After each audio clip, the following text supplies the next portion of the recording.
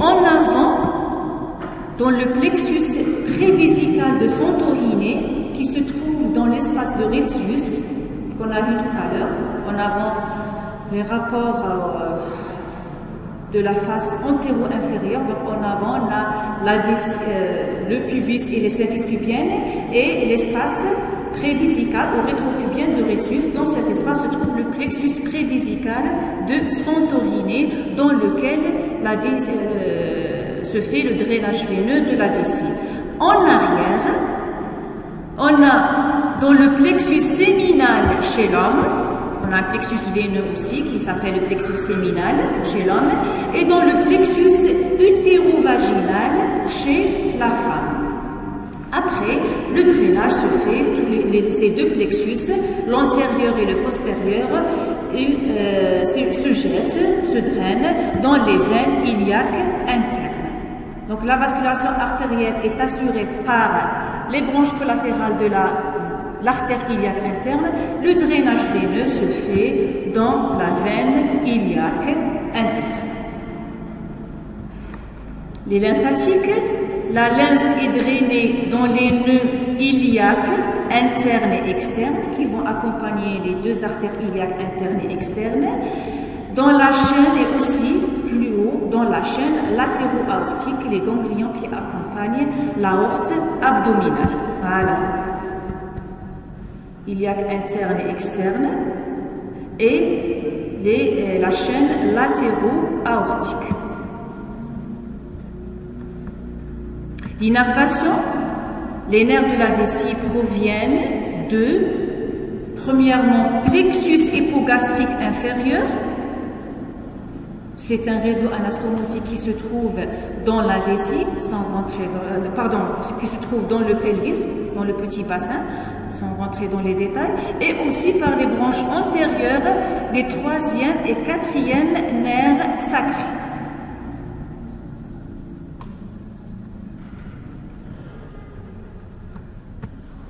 On passe à l'urètre. On a vu la vessie, on passe à l'urètre. Définition. L'urètre est un conduit, la constitution aussi musculo-membranaire, conduit musculo-membraneux impair, on a un seul urètre, excréteur de l'urine. C'est un organe qui est excréteur de l'urine. Chez l'homme, il a en plus une fonction génitale. L'urètre, sa fonction est urinaire pour les deux sexes, chez la femme et chez l'homme. Chez l'homme, en plus, il a une fonction génitale, c'est la voie d'expulsion de... Il assure l'expulsion des urines et en plus l'expulsion du sperme. On commence par l'urètre féminin. Ici, on a de grandes différences entre l'urètre féminin et l'urètre masculin. Donc, on va étudier, entamer chaque urètre à part. Pour l'urètre féminin, voilà une coupe sagittale du bassin chez la femme, pubis, vessie, urètre, utérus, vagin. Si le rectum on ne le trouve pas, il est sectionné. Le sacrum, la vulve qui est l'organe génital externe de la femme. L'urètre, le voilà. Il fait suite au col de la vessie. Trajet, comme vous voyez, il est oblique en bas et en avant. Ça, c'est une coupe sagittale, voilà. Ça, c'est l'avant et ça, c'est l'arrière. Il est oblique en bas, il descend en bas et se dirige en avant. Oblique en bas et en avant, presque vertical. Il n'est pas vertical, il est presque vertical. Il est un peu oblique en bas et en avant, divisé en deux portions par le diaphragme urogénital. Le diaphragme urogénital, c'est le plan moyen du périnée. Diaphragme pelvien, c'est le plan profond. Diaphragme urogénital, c'est le plan moyen. Et on a un plan superficiel.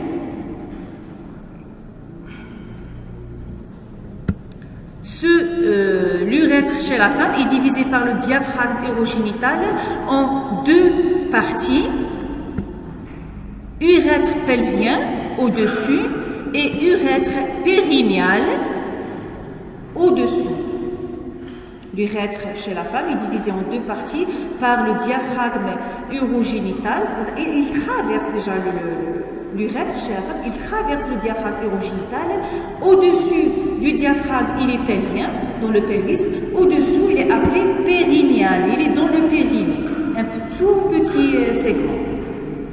La terminaison, il se termine par le méa externe de l'urètre au niveau de la vulve. La vulve, c'est l'organe génital externe de la femme. Voilà ce que vous voyez ici, une coupe frontale, la vessie, le plan profond du périnée, représenté par les releveurs de l'anus ou les élévateurs de l'anus, le plan moyen du périnée, c'est le diaphragme urogénital, ici le plan superficiel du périnée,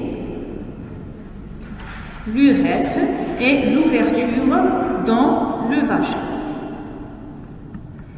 Les dimensions, la longueur de l'urètre chez la femme est de 3 à 4 cm, le diamètre est de 7 mm, l'ostéum externe de l'urètre est le point le plus étroit. L'ostéum est rétréci par rapport au reste de l'urètre. L'ostéum externe qui s'ouvre dans le vagin. La configuration interne, l'urètre a une couleur rouge. La muqueuse présente, comme vous voyez, des plis longitudinaux, des plis verticaux. Les rapports, en arrière, on a le vagin, voilà l'urètre chez la femme. En arrière, on a le vagin. En avant, la symphyse pubienne et le plexus veineux de son origine, qui se trouve dans l'espace prévesical ou rétropubien.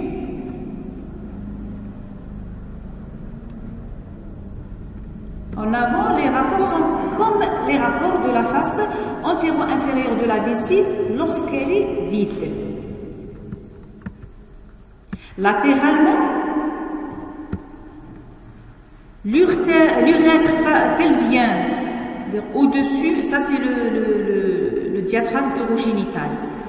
Ce diaphragme urogénital est formé par les muscles. On a un muscle impair, c'est le sphincter strié de l'urètre. C'est un muscle circulaire qui entoure, volontaire, strié, qui entoure l'urètre, et par deux muscles qui s'appellent les muscles transverses profonds. Les muscles transverses profonds, bien sûr, ce plan est tapissé par l'aponévrose, par une aponévrose.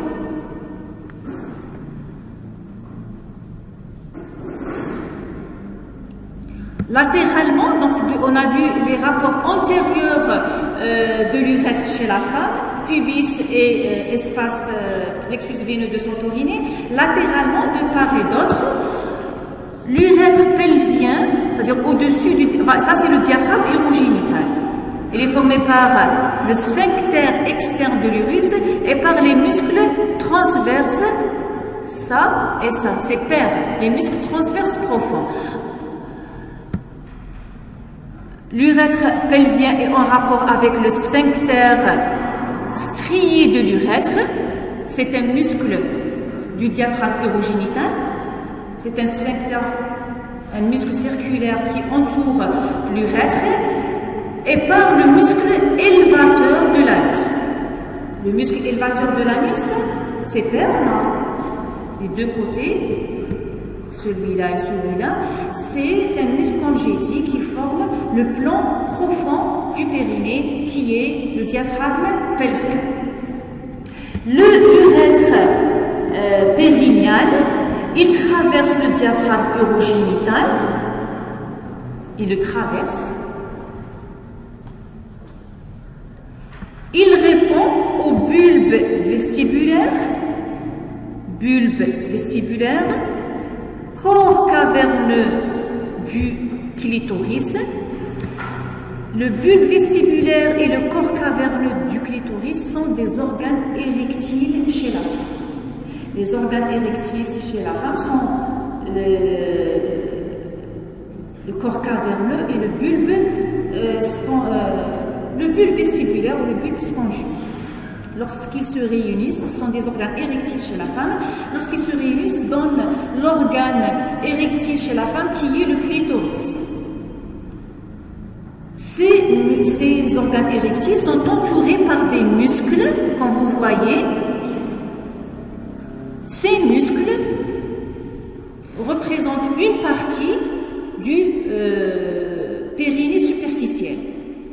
Le périnée profond, moyen, superficiel. Parmi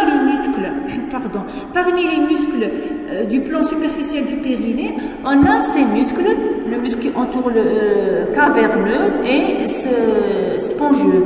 Muscle ischio-caverneux et muscle bulbo-spongieux, c'est des muscles qui entourent les organes érectiles chez la femme. On va bien sûr mieux détailler ça lorsqu'on fera le cours périnée, sauf ici,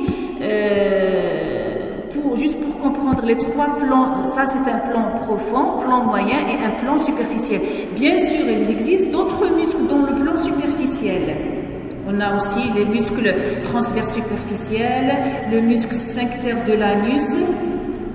Mais ce qui nous intéresse pour le moment, c'est ces organes érectiles qui sont le bulbe vestibulaire et le corps caverneux du clitoris, qui sont des organes érectiles chez la femme. Donc l'urètre périnéal, il traverse le diaphragme urogénital, qui est le plan moyen du périnée. Il est en rapport avec le bulbe vestibulaire et avec le corps caverneux du clitoris. Je répète, ce sont des organes érectiles, des corps si vous voulez érectiles, qui forment l'organe érectile chez la femme, qui est le clitoris. Les rapports du méa externe de l'urètre, voilà, je vous explique, ça c'est le pubis et on a l'organe génital externe de la femme qui est représenté par la vulve. Ici on a la grande lèvre, on a bien sûr deux grandes lèvres et les petites lèvres. Entre les petites lèvres on a une dépression qui s'appelle le vestibule. Dans ce vestibule s'ouvre le méa externe de l'urètre. Le méa externe de l'urètre, juste en arrière de lui, on a l'ouverture du vagin, c'est le méa vaginal. Celui-là, c'est le clitoris qui est l'organe érectile chez la femme. Les rapports avec les organes, il est entre les deux petites lèvres. En avant, il répond, en avant du méa externe de l'urètre, on a le clitoris et en arrière, on a le méa vaginal. Le vestibule, c'est une dépression qui se trouve entre les deux petites lèvres. Dans ce vestibule, on trouve deux orifices. En avant, le méa externe de l'urètre et en arrière, le méa vaginal. En avant de l'orifice externe se trouve le clitoris. Comme je vous ai dit, c'est un organe érectile de la femme. Voilà pour l'urètre féminin. Donc on a deux segments, pelvien et périnéal. Pelvien au-dessus du diaphragme urogénital, périnéal, il traverse le diaphragme. Il est en rapport avec les organes érectiles. L'orifice, il s'ouvre dans le vestibule. L'urètre masculin, il fait suite, comme chez la femme, il fait suite au col de la vessie. Le trajet, l'urètre est formé de deux parties, partie postérieure et partie antérieure. Partie postérieure et partie antérieure. L'urètre chez l'homme est lent, il présente plusieurs segments. L'urètre postérieur, il comprend deux segments. L'urètre prostatique, comme son nom indique, il traverse la prostate. Et l'urètre membraneux ou membranacé, la même chose, il est oblique, voilà. Cette partie-là, il est oblique en bas bas et en avant, traverse le diaphragme urogénital. Il traverse le diaphragme urogénital. L'urètre antérieur, c'est celui-là, tout ça. C'est l'urètre spongieux. Il pénètre dans la face supérieure du bulbe spongieux, puis il traverse le corps spongieux du pénis. Chez l'homme, l'organe génital externe est représenté par le pénis ou la verge. Ce pénis est formé par des organes, des corps érectiles, bien sûr tapissés par des membranes péniennes. Les corps érectiles on a deux corps caverneux et un corps spongieux. Un corps spongieux au milieu et deux corps caverneux, comme chez la femme. La partie initiale du corps spongieux est appelée bulbe vestibulaire. Bulbe spongieux. Bulbe spongieux. L'urètre chez l'homme, il traverse le corps spongieux. Il traverse tout le long du corps spongieux. Il est appelé urètre spongieux. Le pénis est formé par le corps spongieux et par deux corps caverneux. Ça, c'est le corps caverneux. On a deux corps. Comme si tu coupes sagittal, vous voyez juste un corps. Donc, on a un corps spongieux et deux corps caverneux. L'urètre traverse spécialement, exactement, le corps spongieux de la verge. Donc, il pénètre dans la face supérieure du bulbe spongieux. Le bulbe spongieux, c'est la partie initiale dilatée du corps spongieux. Puis, il traverse l'axe spongieux du pénis. La terminaison, il se termine à l'extrémité du gland de la verge. La verge est formée par un corps et un gland. Le gland, c'est la partie terminale. Donc, l'orifice de l'urètre, il s'ouvre dans le gland de la verge, cette partie-là. Les dimensions, la longueur est de 16 cm. La partie prostatique, elle est de 2,5 à 3 cm. La partie membranaire, elle est de 1,5 cm. La partie spongieuse, c'est la plus longue, elle est de 12 cm. Le calibre, en moyenne, est de 10 mm. Il présente des dilatations. Premièrement, le sinus prostatique, pour l'urètre prostatique, le cul-de-sac bulbaire, pour la partie membranacée, et la fosse naviculaire, la dilatation à sa partie terminale, au niveau du gland, pour la partie spongieuse. La configuration intérieure, la muqueuse est rouge, présente le verumentanum au colliculus séminal. C'est celui-là, voilà le colliculus séminal ou le verumentanum, c'est une saillie médiane située, pas dans tout l'urètre, dans l'urètre prostatique. Bon, ça c'est une coupe frontale, voilà la vessie, le trigone de Lyoto, voilà la fosse rétro-trigonale qui est en arrière, et le urètre prostatique qui traverse la prostate. Donc, dans l'urètre prostatique, on a le colliculus séminal, c'est une saillie médiane qui se trouve dans l'urètre prostatique.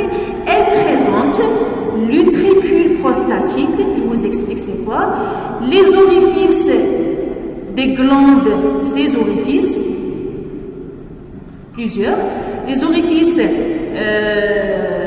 des glandes prostatiques et les orifices des deux canaux éjaculateurs. Le canal éjaculateur résulte de l'union, de la réunion de l'ampoule différentielle avec la vésicule séminale. Lorsqu'ils se réunissent, forment un conduit appelé le conduit canal éjaculateur. Ce conduit véhicule bien sûr le sperme. Donc il s'ouvre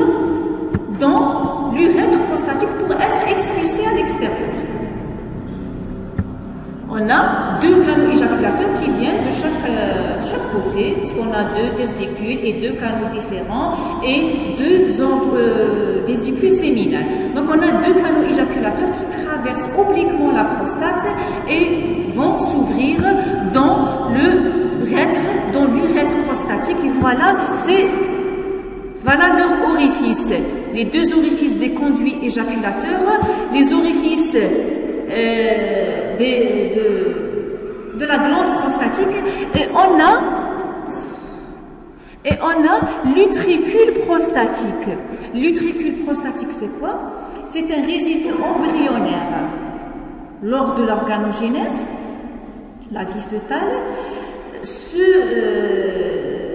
cette utricule est responsable de la production, la formation des voies génitales chez le fœtus fille. Chez le fœtus fille. Bien sûr, chez la fille, la formation est continue. Chez l'homme, l'organogénèse, elle s'arrête à ce niveau-là. Et dans ce qu'on appelle l'utricule prostatique. Cette utricule, lorsqu'il se contracte lors de l'éjaculation c'est l'expulsion du sperme, et il va empêcher le sperme de remonter dans la vessie. Lors de l'éjaculation, l'utricule prostatique qui se contracte et il va empêcher donc la remontée du sperme, vers la vessie. En même temps, il empêche la miction, qui est l'émission des urines. Lorsqu'il se contracte, il empêche la miction, qui est l'émission des urines, lors de l'éjaculation. C'est vrai, l'urètre, c'est une voie d'expulsion de l'urine et des spermes, mais les deux voies, ils ne vont pas se mélanger. Bien sûr, chaque expulsion se fait à part. Les rapports, l'urètre prostatique, il est en rapport avec le sphincter lisse de l'urètre. Attention ici, le sphincter lisse. Le sphincter lisse, le sphincter externe, on le trouve dans le diaphragme urogénital, le plan moyen du périnée. Le sphincter lisse, c'est la couche musculaire de l'urètre. Toujours, on a tous les organes creux ont une couche, ont plusieurs couches, muqueuse, sous-muqueuse, musculeuse et séreuse. Donc la couche musculeuse est formée par des fibres musculaires lisses. C'est le muscle lisse qui est involontaire. Le strié est volontaire. Le muscle lisse, il est involontaire. Les muscles lisses, le sphincter lisse ici, c'est l'épaississement, si vous voulez, la couche musculaire de l'urètre. Donc l'urètre prostatique est en rapport, il traverse la prostate, donc il a un rapport étroit avec la prostate, et il est en rapport avec le sphincter lisse de l'urètre. Il est en rapport avec, bien évidemment, la prostate. L'urètre membraneux, voilà, même principe que chez la femme, il traverse le diaphragme urogénital formé par le sphincter strié de l'urètre. C'est un muscle circulaire qui entoure l'urètre, et ce diaphragme est formé par le sphincter strié de l'urètre et par les muscles transverses profonds. On a dans le plan moyen les muscles transverses profonds, dans le plan superficiel les muscles transverses superficiels. Et la ponévrose moyenne du périnée, qui tapisse le plan moyen du périnée, qui est le diaphragme urogénital. Ça, c'est le plan profond. Plan profond, diaphragme pelvien, plan moyen, diaphragme urogénital, et plan superficiel. Bien sûr, la partie antérieure du plan superficiel, qui est représentée par les muscles ischio-caverneux et bulbo-spongieux chez la femme, chez l'homme, c'est des muscles qui accompagnent les corps érectiles. Voilà pour l'urètre membraneux. Il traverse le diaphragme urogénital. Le diaphragme urogénital est formé par ça, sphincter externe de l'urètre, par les muscles transverses profonds et par l'aponévrose moyenne du périnée. Il répond en avant à la symphyse pubienne, voilà, la partie membranacée ou membraneuse, répond en avant à la symphyse pubienne, en arrière à la portion périnéale du rectum. La portion périnéale du rectum. Latéralement, il répond aux muscles élevateurs de l'anus, les muscles qui forment le plan profond, et par les glandes de Cooper. Les glandes de Cooper, ce sont aussi des glandes génitales. C'est une glande qui est paire.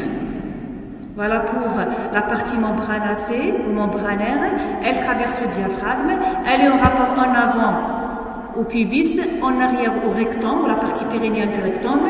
Latéralement, elle est en rapport avec les muscles élevateurs de l'anus et les glandes de Cooper.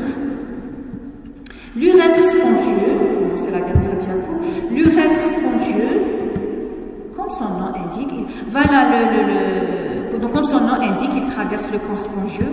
Voilà une coupe horizontale de la verge, comme je vous ai dit tout à l'heure, elle est formée par deux corps caverneux et un corps spongieux, entouré par des membranes qu'on appelle les membranes péniennes par rapport au pénis.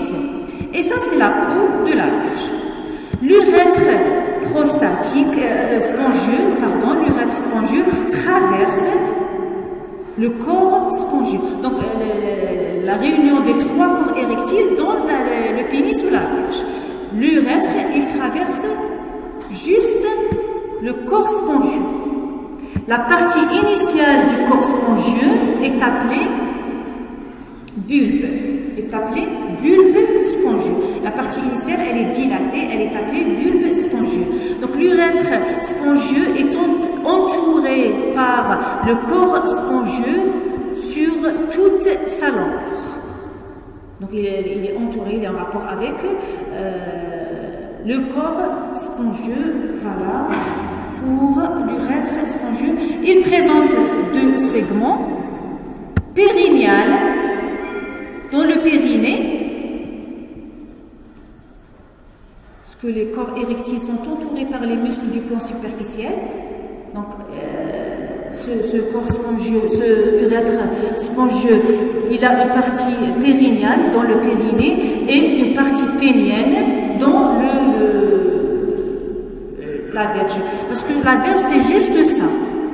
Le pénis, c'est juste ça. Ça, c'est les parties internes, les corps érectiles qui se trouvent dans le périnée, dans le plan superficiel du périnée. Voilà pour... Mais l'urètre, il traverse tout le corps spongieux, périnéal et pénien, ou celui de la verge. Voilà pour nous. Est-ce que vous avez des questions?